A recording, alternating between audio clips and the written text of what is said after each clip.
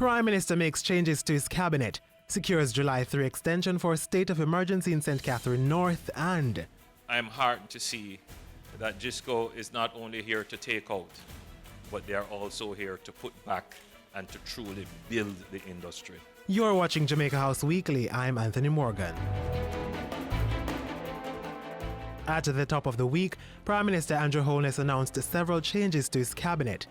Dr. Nigel Clark was named Minister of Finance and the Public Service. He replaces Audley Shaw, who has been reassigned to the Ministry of Industry, Commerce, Agriculture and Fisheries, MICAF.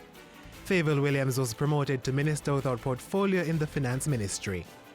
Dr. Horace Chang is now the Minister of National Security, while Robert Montego, who held the portfolio, is now in charge of Transport and Mining. Former Transport Minister Mike Henry has been assigned to the Office of the Prime Minister.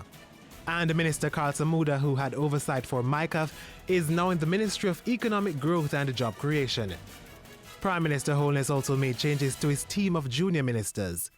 Senator Pernell Charles Jr., who was at the Ministry of National Security, is now at Foreign Affairs and Foreign Trade. Members of Parliament Xavier Main and Orlando Terrelong have been promoted to Ministers of State. The newest members, Dr. Clark, Miss Williams, Mr. Main and Mr. Terrelong, were sworn in at King's House on Tuesday. The enhanced security measures in the St. Catherine North Police Division have so far yielded unquestionable results, and the impact, Mr. Speaker, cannot be overstated. There has been no report of murders in that space, and I knock on wood for that.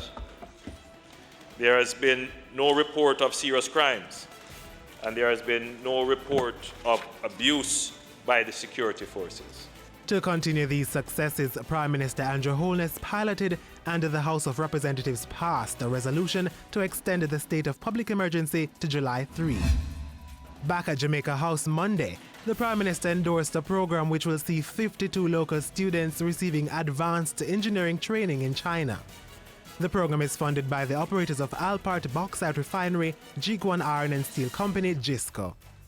The selection of Jamaicans for the opportunity to train, to be exposed, and to learn the language and the processes. It's a very important sign, because it also says to us that it is the intention of GISCO to ensure that Jamaicans can participate in a comprehensive way in the industry. That it is not the intention to bring technical resources and expertise from China alone, but to develop it right here in Jamaica so that we can run the business of bauxite and mining here. Also at Jamaica House Tuesday, Prime Minister Holness met with heads of agencies within the Ministry of Economic Growth and Job Creation. He received updates on plans and projections for the 2018-2019 fiscal year from the Development Bank of Jamaica and the Agro-Investment Corporation. Prime Minister Holness was also updated on progress being made on existing projects.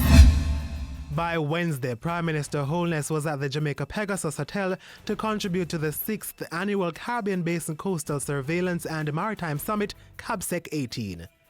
Jamaica, through the Jamaica Defense Force, also hosted the 4th Annual South American Security Summit, SAMSEC.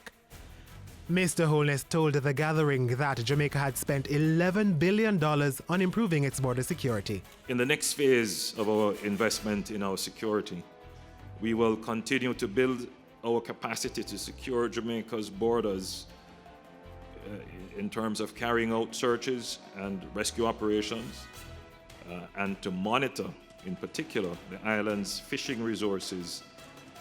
And that will be enhanced by the purchase of a coastal radar system.